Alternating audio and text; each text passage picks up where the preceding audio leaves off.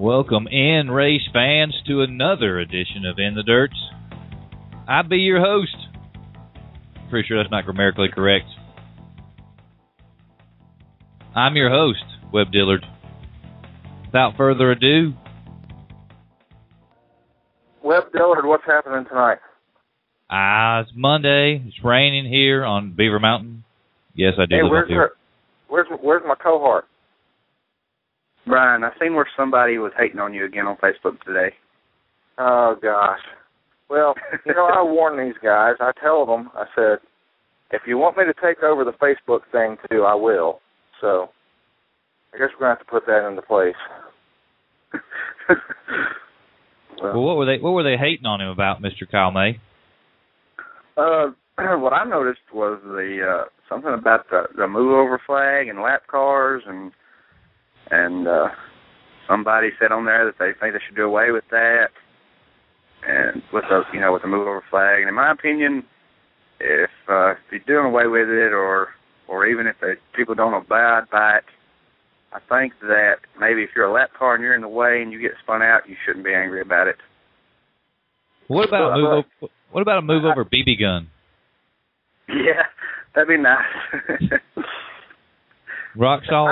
I never said anything about getting rid of the layover flag. I mean, it's something. Yeah, I know. That's what somebody else said on what that. My comment was that, see, and this is particularly at Florence Speedway. I don't know if this applies everywhere else in the country, but at Florence, if you go a lap down, from that point on, you cannot improve your position, no matter what. If they restart the race the next lap and you're running sixth or whatever, and you're a lap down and you pass 4 or 5 more lap cars before the end of the race, say the whole field got lapped.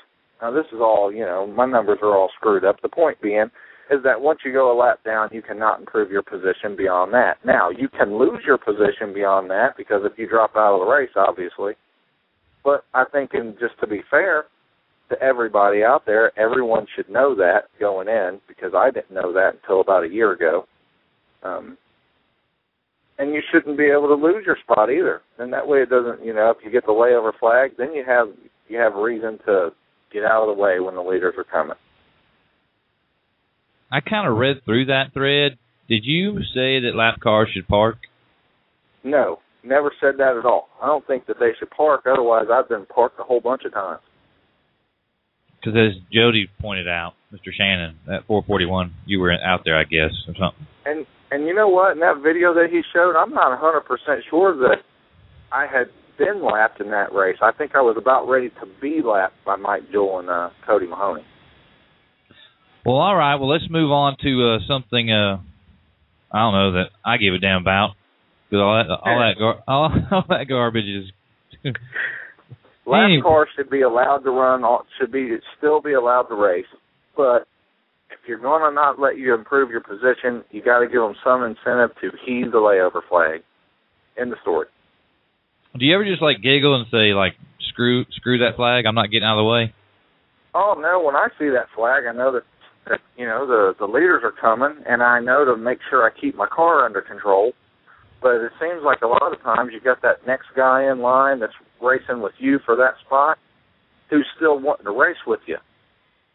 So what do you do at that point? You just hold your line. You let the leaders go on by. I mean, that's what I've always been taught to do, and some people, it's like they ignore it. Well, I think a lot of times, a lot of people don't even realize what flag is being thrown at the flag stand. You said the word that I hear a lot, or the couple words I hear a lot associated with that flag. Some people tell you to move over flag. Some people tell you to hold your line flag. Kyle May, which is it? I think it should be a hold your line everywhere. Like every single drivers meeting I've ever been to, they tell people to hold your line. No, I take that back. I've heard move to the bottom or move to the top, but I think to hold your line. I think it should be a hold your line because I hate when a car crosses in front of you. I mean, I'm not always laughing people, but when I am, it is aggravating when somebody cuts right across in front of you. Yeah, you don't know where that guy is behind you coming up on you, but he obviously can see you, and as long as you maintain control of your car and keep it, where you're going, I'm not saying, hey, put it right here in the middle of the racetrack and stay right in the middle. It's just don't be erratic and, don't be racing the guy in front of you if you got leaders coming up on you. That's about how it boils down, Yeah, I agree. Otherwise, when the leaders come up on you and they spin your ass out, it ain't nobody's fault but yours. Yep. Perfect. I'm gonna try this exactly again. What I wanted to hear. I'm gonna try this again. I'm gonna try this again. I'm gonna move on to something I give a damn about. This is my second attempt at moving on. Kyle May, what in the blue hell happened at Talladega Short Track on it was Saturday night?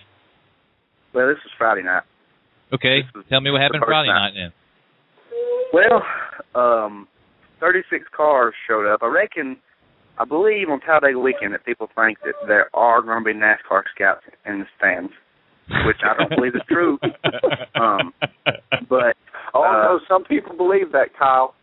Yeah, they do, because 36 cars showed up and it was 400 to win. That's horrible. So I started like 12th. No, that's awesome. Hey, listen, I work for Neesmith. That's awesome. Go ahead.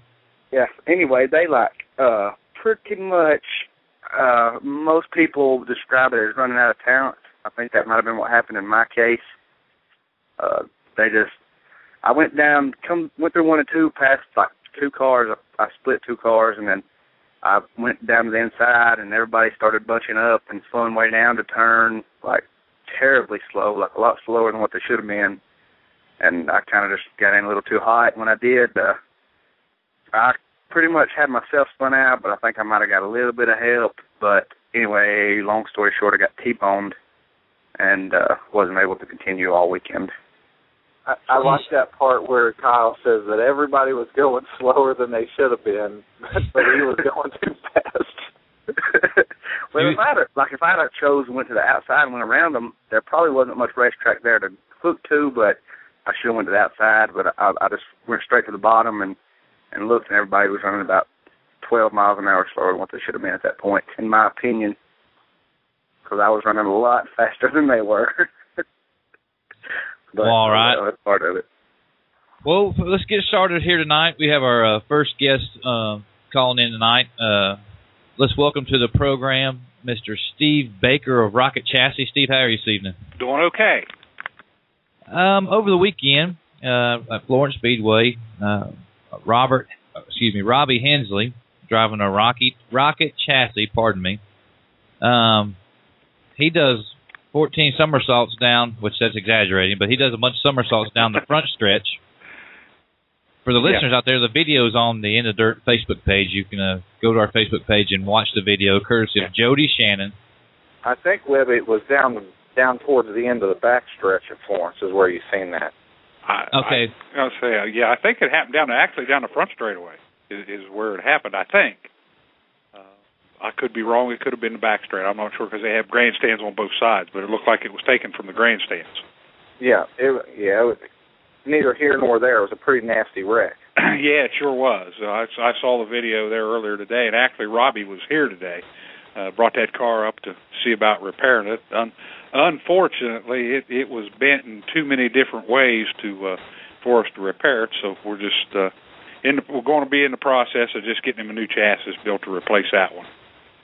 When you and jumping right into this deal, and this is about safety.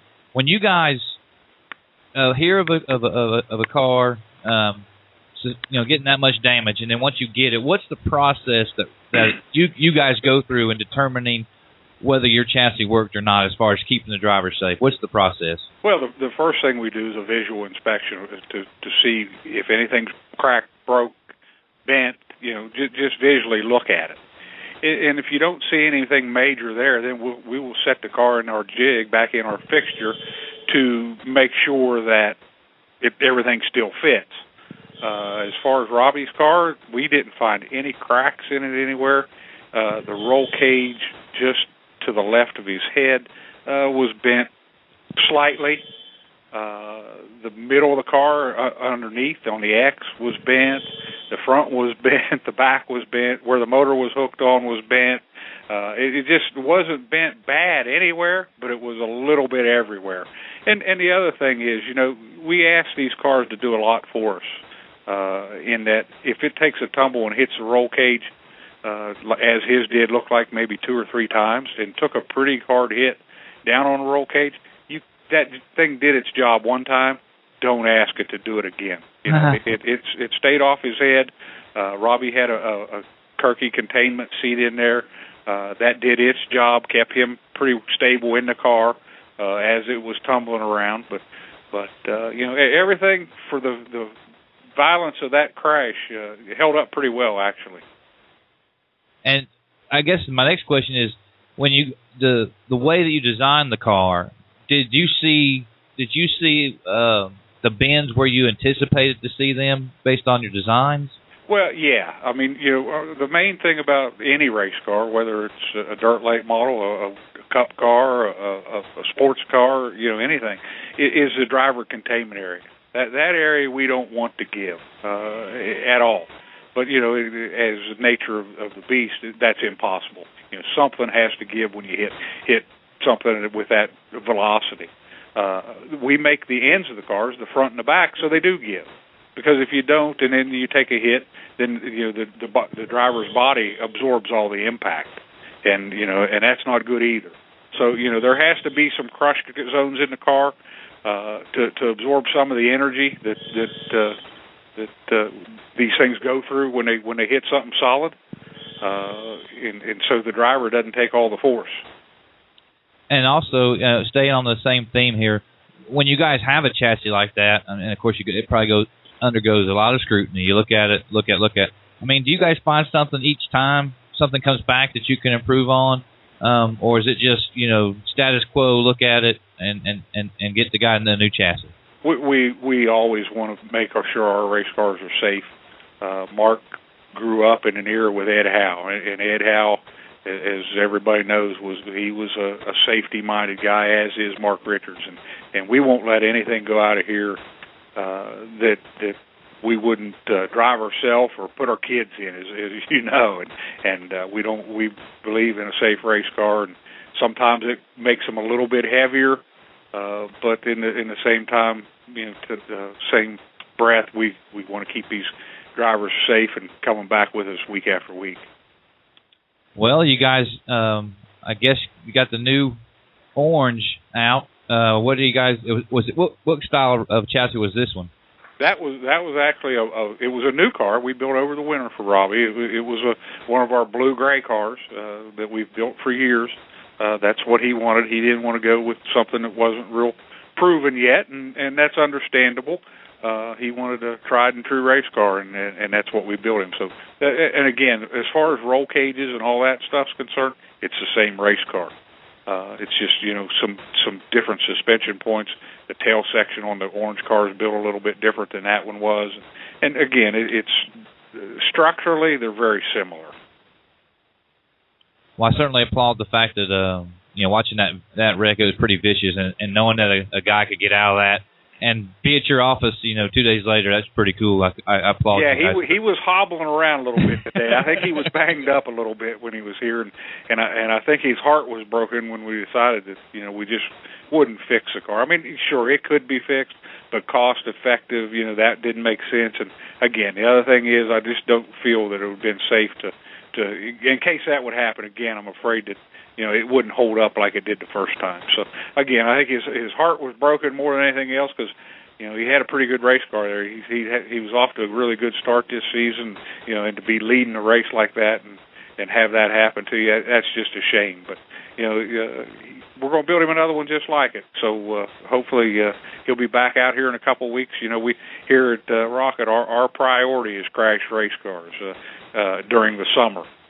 So if a guy tears one up and they can get it here on Monday morning, we fix it for them and send him back with it. As tomorrow I've got 2 crashes coming, we'll fix those, and you know, hopefully those guys will be at the racetrack next weekend. But you know, Robbie's a little more severe than that.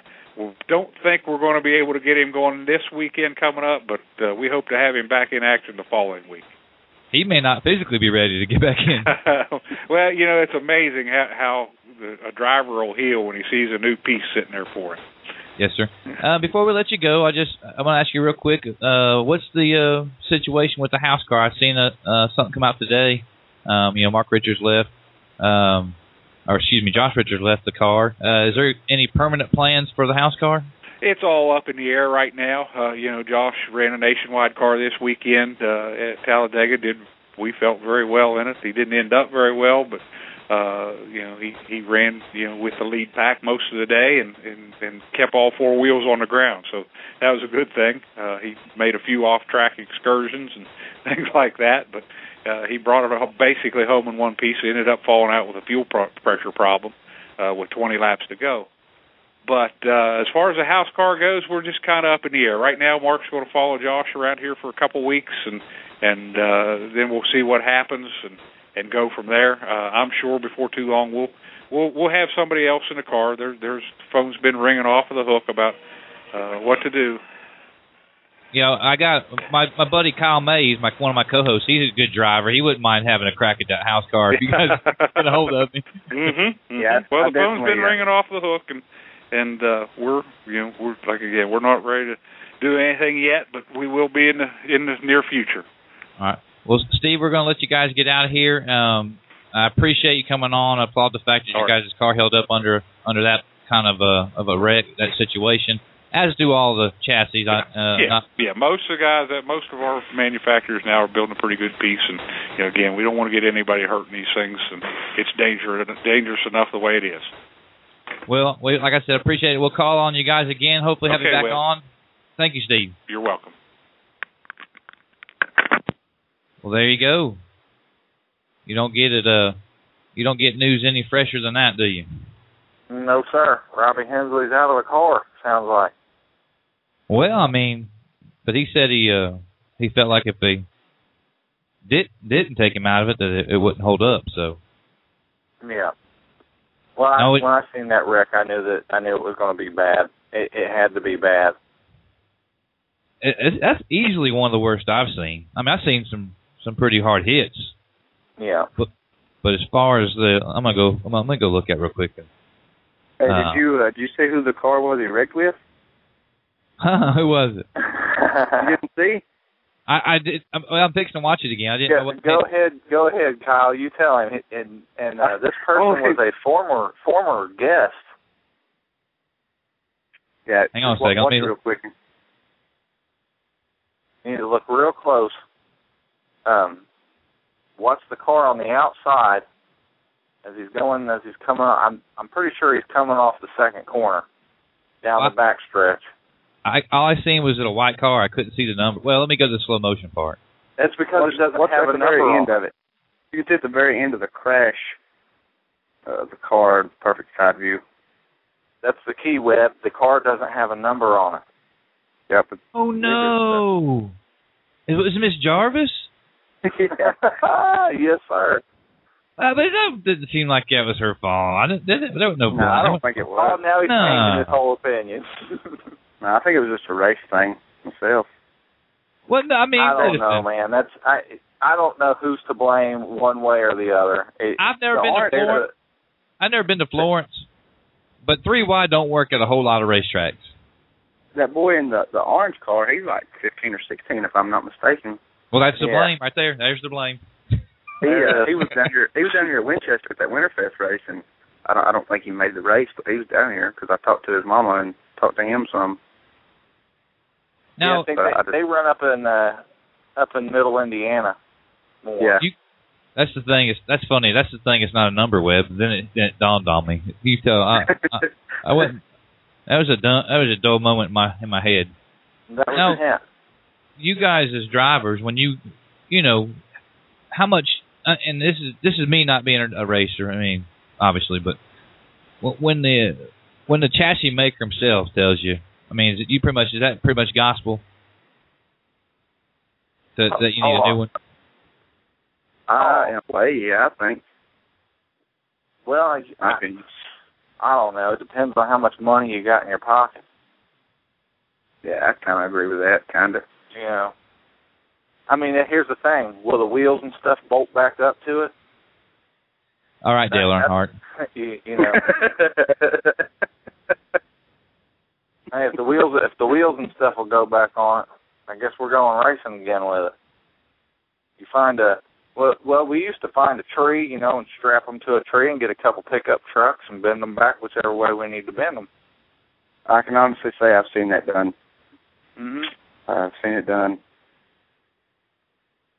That is your hillbilly frame rack.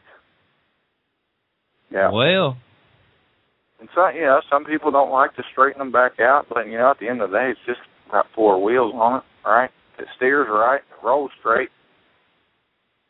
well, all right. Well, let's go take a little bit of a break, waiting on Mr. Chase Edge to join us out of Lafayette, Alabama. Big win over the weekend at the Clay Hill Motorsports racetrack. Can't call it park. They don't want you. It's just Clay Hill Motorsports. There's no speedway or racetrack or raceway on the end of it. It's just Clay Hill Motorsports.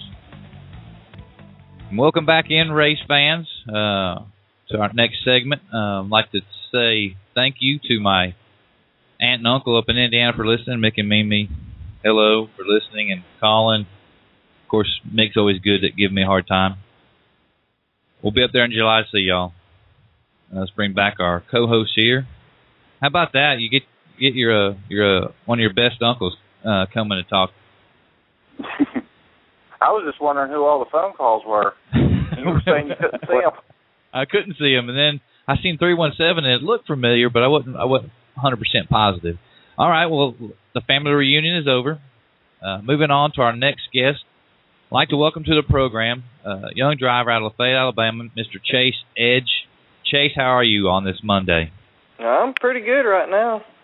Pretty tired, though. Yeah, it was a long weekend. Chase Edge and his team follows the NeSmith Series. We all know I work for the NeSmith Series, but we all traveled up to Malden, Missouri, which was a pretty good haul. And Chase, you guys didn't fare too well there. Tell us about the trip to Malden.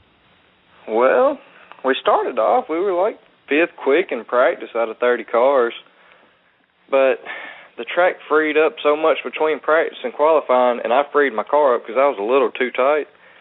And then when I went to qualify, it was just sliding around everywhere, so I couldn't really do much. I was just holding on for the ride. But I wound up being like 11th quick, so that put me on the pole of a B main, and I won my heat race, and that put me 11th in the feature. And I had a decent car, really. It was just a little too tight, but I just got involved in a wreck and couldn't really do much after that, so I finished 12th. Now, these quick turnaround races, we were in Albany, Georgia the week before, and then, of course, probably nobody was caught up from that, and here we are going up to Malden. Then everybody's got to get up, and we got to run to Atwood, which is, 2.5 hours, 2 hours and 45 minutes away. Your team had a extra special occurrence during the trip from Malden to Atwood. Would you care to share that with us? Yeah. Well, Friday night after the race, we stayed up to like 4:30 in the morning trying to put the car back together and get it fixed, ready to go, so we wouldn't have to work all day Saturday. But we get about 10 miles away from Atwood to the racetrack, and we stopped on the side of the road because we took a wrong turn. And my crew chief, Teddy, got out and looked. He was just looking at all the tires and making sure that all of them were good on the trailer. But he noticed that the rear end was moving back and forth in the trailer. So we noticed that the axle it broke off from the pivot arm. But we drove on to the racetrack, and then after that, we sat there and worked on it all day long. I didn't even have a chance to really work on the race car. I just had to work on that thing. Brian, let me paint the picture for you. We get there, of course, and you see this trailer, and it's like all jacked up on one side. I mean, nothing looks right about it. And then it dawns on us. I was like, that's the Edge family. What's going on over there? So here you guys are having to worry about that, and we're still, heck, I was 5-6 hours from home. You guys were like 9 hours from home. What was who helped you guys get it fixed? Travis from Anthony White's team, he helped weld the thing back together, but Matthew Turner, him and his daddy, and all the guys with Eric Cooley and some of the track officials there helped us put it back together. So you guys had that to worry about all day on Saturday. That's just prior to the event Saturday night at Clay Hill Motorsports. talk to us about when you get to race time. What goes on with the car leading up to the feature? Well, we were pretty good in practice. We practiced pretty decent. Thought it was pretty fast. So we changed a few things, but not real major. We qualified 7th for the feature, so we started 7th, and I noticed everybody else really wasn't changing much around there, but that track kind of reminded me of Sonoa in Georgia. And I noticed how it was really a bottom racetrack, and everybody was just driving through the bottom and getting slick. So I figured if I could make it go around the top where it still had some traction up there, then I ought to be pretty good.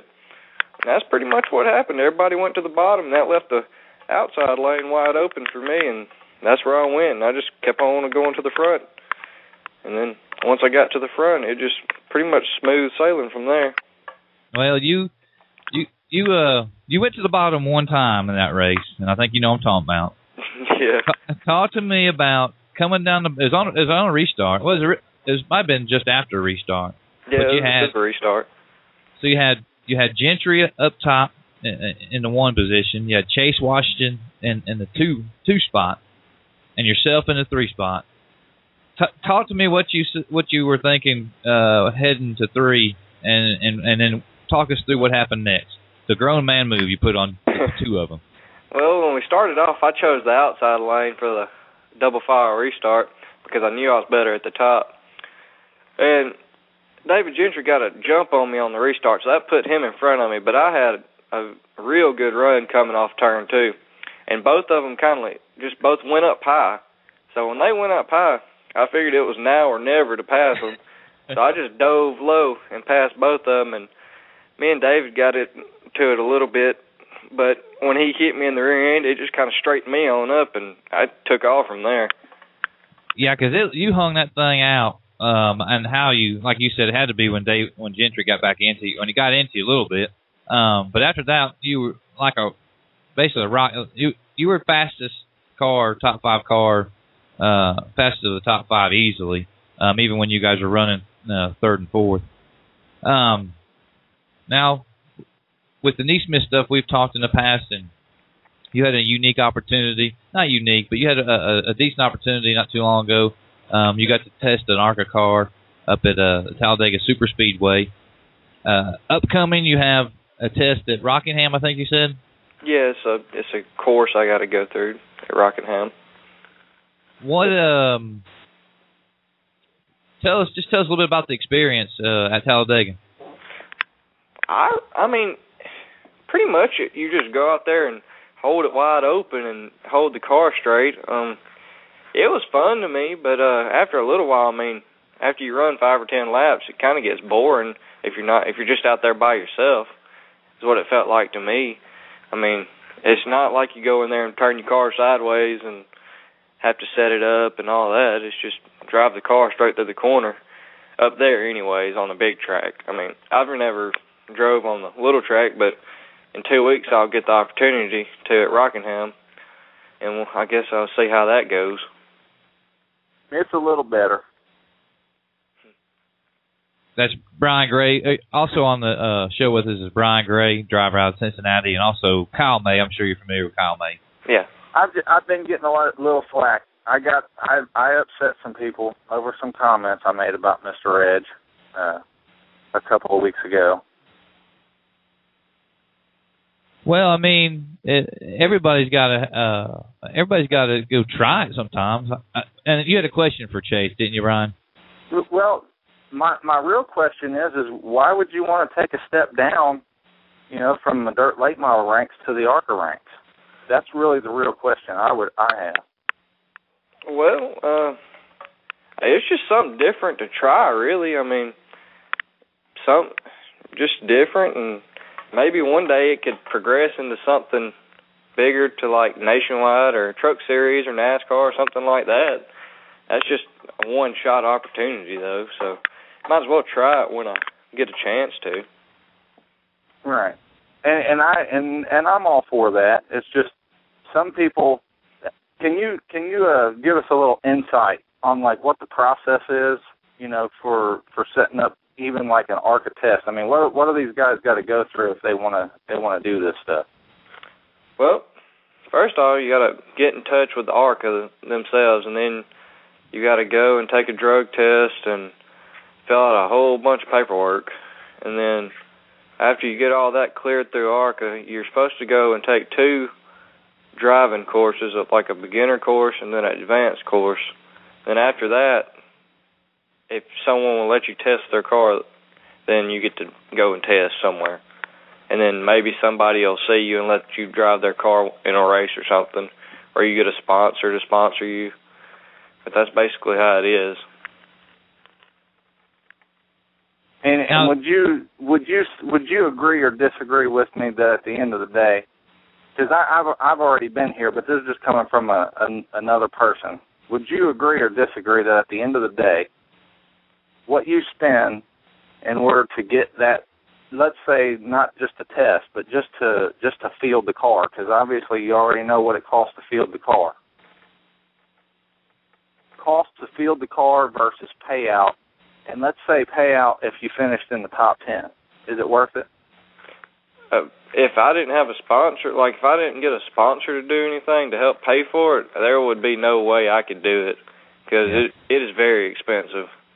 And just getting your license, getting your license, I think there's a fee involved in that. Yeah, it costs money just to get an ARCA license. So I mean, it's very expensive. I'd have to have a sponsor. Is the only way I could do it. Well, all right. I've been trying to make the point that I just feel that dirt late model racing in itself, that we are the premier, motorsports entertainment provider over top of any of the other ones. I just ask myself the question is why would anybody that's already establishing themselves as a dirt late model driver, knowing with, the popularity of the sport and how everything is progressing right now, why you would even want to downgrade yourself? That's my whole thing. But I don't think that's probably not as good a question for Chase as it would be for somebody like Josh Richards. No, truthfully, let's see. Chase is going through the motions right now of making his way there, and there's got to be an incentive for him to do that. Is my whole thing. Chase, you can answer that. I mean, you're doing this because it's another form of racing, and it's just you wanted to try it. Yeah. I mean, it was an opportunity that I got a chance to do, and I took it. And I mean, it's just something. It's just racing. I mean, anything with a race car, I like. That's a good way to put it. Well, moving on from that subject, you guys are sitting pretty nice in the points in the Neesmith Series with a win under your belt. Obviously, you're gonna follow the series the rest of the way. What would it mean? You've already been a regional champion with Neesmith. You were the Rookie of the Year last year. What would it mean to win the Neesmith Touring Series? Yeah, I think it'd be a great step in our whole race team and everything. It'd boost our confidence, and it'd be a great establishing point to saying we're getting better as a team and just moving forward in our racing career. All right. Well, before we let you go, Chase, just like when we do our Neesmith Weekly Series and Touring Podcast, I want you to thank all the guys that help you guys out. Especially, you got a lot to thank with that axle and everything, but then also thank some of your sponsors. Well, first off, I'd like to thank God, because without him, it just wouldn't be possible for me. I'd like to thank my mom, my dad, my sister, my grandparents, both sets of them, Cord and Teddy. Teddy's my crew chief. He's the only guy I know that'll do what he does for me. And I'd just like to thank VP Race Fuels and Neesmith for just putting on a great series to let us all come and run to, and just everything they do to help out. And All-Star Graphics and Edge's Grocery Store and Penn and Raceway, and all the guys that helped me the other night put my axle back in and get us home. Oh, well, we'll see. I'm sure me and you will bump into each other all year, but congratulations on your big win the other night. That your team definitely deserves it, especially after the weekend you were having. And also, I'd like to give a shout-out to Bill Edge for giving me one of them Chase Edge visors. It's pretty cool. Yeah, if he was here right now, I'd let him come on here and talk, but he wouldn't. We'll trick him. We'll trick him one time. Next time we got to trick him. Get a win on the Neesmith Series, and hey, Webb wants to talk to you real quick, and we'll get him on there. Yeah, we'll do that next time. All right, brother. Well, be careful. We'll see you down the highway. All right. Well, thank y'all for having me.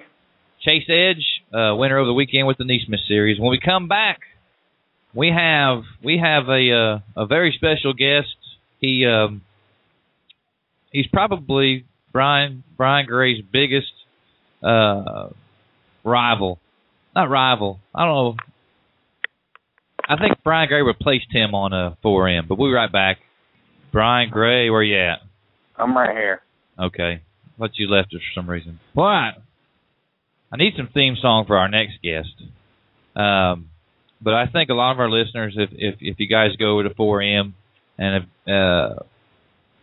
Brian Gray, you graced the several pages of 4M on a daily basis, nearly.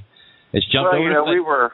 We were working an angle there, Webb, and people are so easily manipulated from time to time. You just figure you might as well get into everybody's head if you're going to get into a few. Yeah, I mean, but anyway, without further ado. I just stuffed the web. Well, what I was going to say is like poking a stick at monkeys in a cage, but I didn't say it. But that's what you needed to say. Say what you think. Don't think about it. You can always say I'm sorry. Without further ado, I would like to welcome the original shit stirrer on 4M, the Moon Man. How's it going? What's going on, Mr. Moon? Thank you for coming on in the dirt.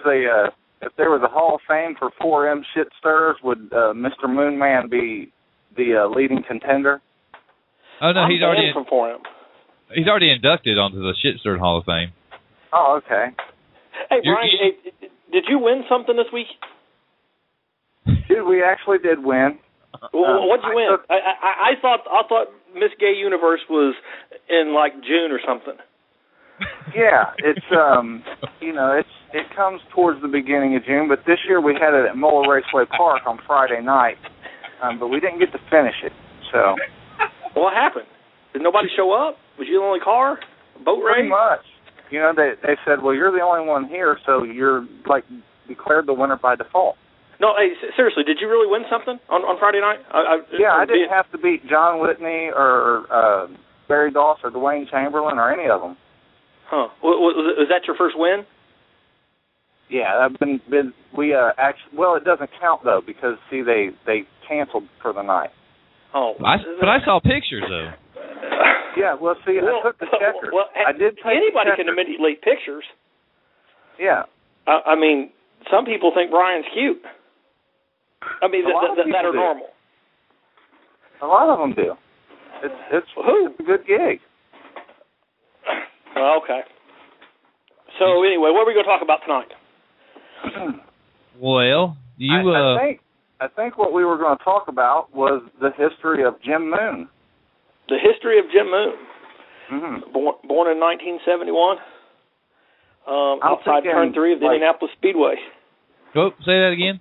Born outside born in Indianapolis, outside Turn 3 at the Motor Speedway. What the hell's your birthday? September 19th. I actually grew up. I could throw a rock. When I was a little boy, I could literally throw rocks and hit the grandstands at the racetrack. That's the same neighborhood that my mother and my brother live over in that neighborhood. Yeah, over in Eagle Dell. Real quick, my birthday is the 27th of May, and my dad and family worked at the Speedway, and on the 26th of May in 1974, my dad said, I'm going to the racetrack to work the race. And if you want to have that baby, you can have it in the infield. If you want, you best just wait till tomorrow when I can be here. That's funny, because didn't it get rained out? Didn't we get rain that year? I wasn't born yet. Oh. I wasn't born till the next day. But the thing, if I would have been born race day, Dad said I was going to be named Anthony Joseph Foyt Dillard. That would have been awesome. What a legacy. Yeah. Anyway. Mr. Moon, you and I talked offline last week, and you made. I'm gonna quote you here. You said, "Quote: I can't believe the shit that Chad Stapleton was getting away with." Why? Why would you? What made you say that to me? What? Well, wait a minute. All I did was talk about hookers and whores and semi-legal stuff, and it is legal in some states, right? In Colombia, evidently it's legal in Colombia because but it's I never condone getting stoned, and Chad there's another one that rhymed. Well, Chad gets on here and it's all good. It's what makes the world go round. Without the illegal drug trade, where would Scotty Bloomquist be? Oh my God. Man. Wow. Man. Wow. I take it I'm not getting a new Bloomquist car next week. We're probably not going to get. No, I'm good where I'm at. Yeah, I'm interested to see how these new Bloomer cars that are supposed to be coming out to compete with us are going to do. I don't know. There's a few guys supposedly around here that got one. I don't think it's going to help.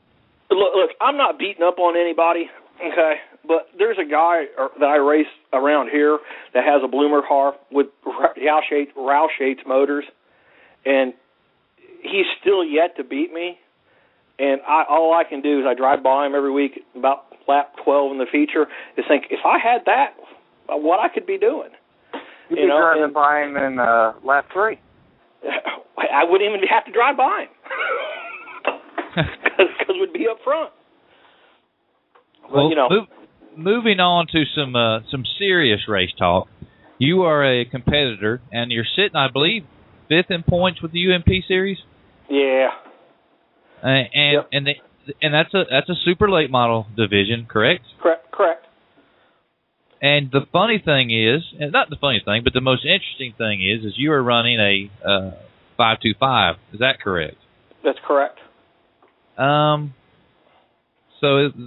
the 525 is evidently good enough to get you guys in the top 5. What are your thoughts on the 525 and its affordability? Is that the biggest? Well, yeah, because this is the only job I have, and I have to make enough money racing to be able to go race next week and pay child support and food, put food on my table to eat during the week.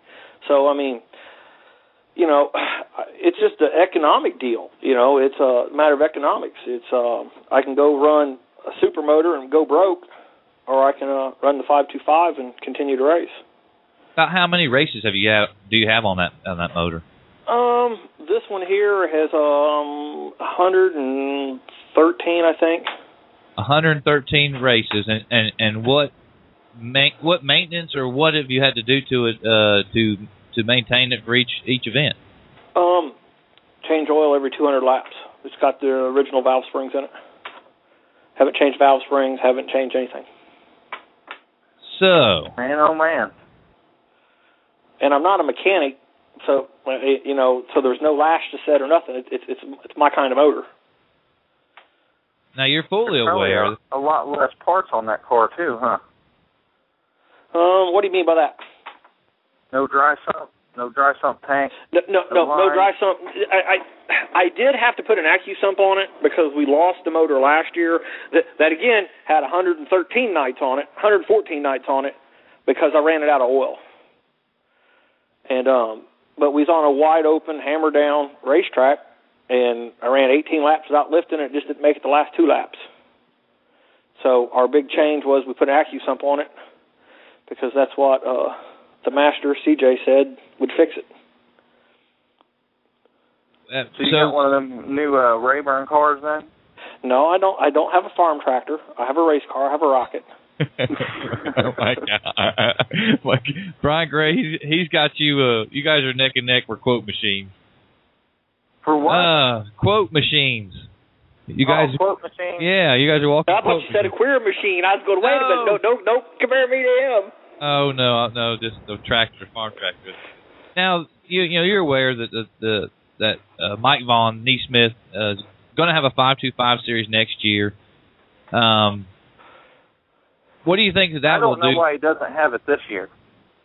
Well, this new deal is just really coming out. It's I want to say but it's LS not really motor. coming out because CJ was doing it already for the last 3 years? Wait a minute. Look, CJ's deal didn't work. That's right. This is my opinion because look, it's not competitive on a wide open hammer down racetrack. It's just not. But if everybody had it, it'd suddenly be competitive. If we stole all the water trucks from all the racetracks, last summer when they didn't have a water truck at Spoon River last year, I set fast time. I was 0.3 quicker than Shannon Babb at a summer national race. Yeah. That there shows competitiveness of the motor. Well, I've seen Ronnie Johnson run his, and long green flag runs is what was last time I watched him. That was what was most friendly to him, and it was Green Valley Speedway. The longer it stays green, the more. I don't know what it is about it, but the faster you run. On restarts, I just can't keep up. But if I can hold my position, them guys get half a straightaway ahead of me, and then I start reeling them off. But if you put 24 to 26 cars out there with 525s, it's going to be pretty good race. It's going to be a hell of a show. It's going to be a hell of a show. So how many? I mean, just in your opinion, with what Mike Vaughn has obviously shown that he can run a successful series with the Neesmith, the 602, 604 crate motor. In your opinion, and I have all the respect in the world for CJ Rayburn. I happen to like the guy a whole bunch. But what's going to be different with a Mike Vaughn run series compared to what CJ was doing? Well, Mike is just doing just the 525. It's not going to be a 525 and then anything else you want to bring along, we'll make room for you. That's right. And I really think that's the difference. I think that was the downfall to CJ's deal. Well, I know I know that he talked to him about that whole deal, and I think CJ jumped the gun, and like you said, didn't really think it. I don't want to say that. I don't want to say that. I have not been to any of those races, but you're not the first person that I've heard. The series isn't even around anymore. Yeah. Well, also, that the saving money in our sport is something that everybody claims it to be able to do. The companies all say it. I worked for a company. We said it, which I worked for Old Man's Garage, and we did have some money saving opportunities with our products. With the way diesel's going up, I mean, how many guys do you see, going with a 525 as a super late model motor, just based on, hey, I want to race, and I still want to have a bigger motor than just a 602 or 604. I can't answer that. I mean, how quick do those guys want to go broke? I mean, they're their own worst enemy. I mean, you hear more and more. You hear more and more guys say, "I can't afford to race. I'm going broke." Well, then change what you're doing. And that's what boggles my mind. Why? And I know I can't divulge any of the names as of yet, but there's guys calling Mike now talking about this 525, and y'all would be shocked at the names that are talking about coming to run with us. And you said you might come down and run some of the shows. I am all about it. I mean, yeah, I'm all about it. I would be all about running it. I'm north, so the downfall for me is that diesel fuel program. If I can't afford to get down every week, then that suddenly puts a damper on it, and I'm better off to stay where I'm at. But I'd like to go down there and run, and feel we'd be competitive. But in order for that series to work, and I know Mike has looked at it, he's probably going to have to stay down south, which is going to put a hamper on some of the races I go to. But the races where he, Middle Tennessee and up, I'm all about those races. Oh yeah, I hadn't heard of any new tracks, but I know that we're all as a series looking forward to having the 525. Well, all right, Jim, thanks for coming on with us. Where's the next event people can catch you at? I will be at Belle Claire Speedway in Belle Claire, Illinois on Friday night. I'll be in probably Peebly, Missouri on Saturday night, and Quincy, Illinois this Sunday. And is there going to be any hooker sightings at these speedways? No. Why not? Why not? Last time I admitted that there might be hookers around, it created all kinds of trouble. Well, that's what we like. Yeah. Oh, no. You gotta fly below the radar. That's the new policy. Fly below the radar. Or just put a parental warning on the side of your car. I think that thing was too long to put on the side of the car. The print would be too fine to read. Or put it on the hood. I'm talking about the sticker that's on rap albums that has cuss words on it. Oh, yeah, explicit. I don't know. Yeah. You see Octomom is doing a porno today, just out of interesting women news. Wow. We've managed to say hookers. We managed to say hookers. Now porn. And Octomom. And Octomom on a racing show. I'm gonna be embarrassed. Well, we turn the TV on at night when we sleep, my wife and I, and TMZ was on after the news, and that's where I heard about it at. So yeah, I actually didn't know Octomom was doing a porno. Dude, that's nuts. not. Do something to pay for all them kids with. Well, I agree with that, but come on in the dirt. I mean, it pays something, doesn't it? Yeah, heck, I'll contribute $1 to hear that. Oh my goodness! If I can get Octomom, that'd eclipse having you guys, O'Neill and Lance all put together. She's got a Facebook page. Oh gosh. Yeah, if she'll do porn, I'm sure we can get her on the show. It's just maybe we could get the Moon Man to co-star. No. You need the porn company to be your sponsor and have Octomom and run the number 8. You don't want I was just seeing if maybe we could find something that he was better at. Oh my gosh. Hey Brian, how many real UMP features have you won? How many real late model features have you won? I don't have to win any, Jim. You don't? I've already won the people over. The people's champ. Oh my God. Hey Brian, the summer national race. We need to get together and do a charity race, 10 laps somewhere. Dude, I've already outran you at Liberty and at Moeller. When have you ever outran me at Liberty or Moeller? Well, go look at the stats. You've raced there before, right? The only way you've ever beat me is if I pulled off.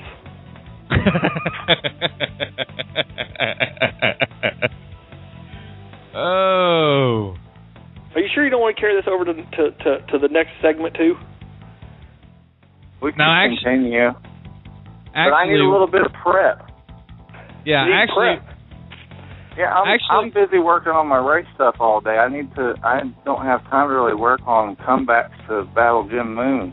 Let's do this. Let's have the first ever. Maybe we do like a weekly segment. We can battle each other in a battle of words. That's right. I was getting ready to suggest that we have the like the a gray, yeah, the Gray Moon, shit talking. Yeah, segment. we could do that. We could do that weekly. Because that was pretty good. Shit talking weekly. Welcome to In the Dirt. Hey, you can't bring your sheep, Brian. I'm not into that stuff. You and Ernie would need to keep that between you two. Okay. But can I wear the mask from Scream? Okay, that's all good.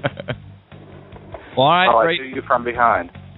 No, see, there you go. There you go. Well, all right. I want to thank all my guests for coming on this evening. I'd like to thank Mr. Steve Baker of Rocket Chassis coming on to talk about the safety of their chassis. Very informative about the procedures of looking at a wrecked car and seeing the things they'd hoped would happen in a wreck like that. I'd like to thank Chase Edge for coming on, won over the weekend at Clay Hill Motorsports, his first ever Neesmith victory. Looking forward to seeing him all season long with the Neesmith Series. I'd like to thank the newest member of the In the Dirt team, Mr. Jim Moon, for coming on. He brought his big stick. He stirred the pot. Pretty good. Moon, I'm going to give you the closing statement. Go. Vote for Brian Gray for Miss Gay USA, coming up in Tulsa, Oklahoma, June. I don't know, third week in June. I think we should all vote for him. That's Jim Boone. All right, we'll talk to y'all next week. Like I said, thanks to all my guests. And if the word shit, hookers, or porn offends you, I apologize.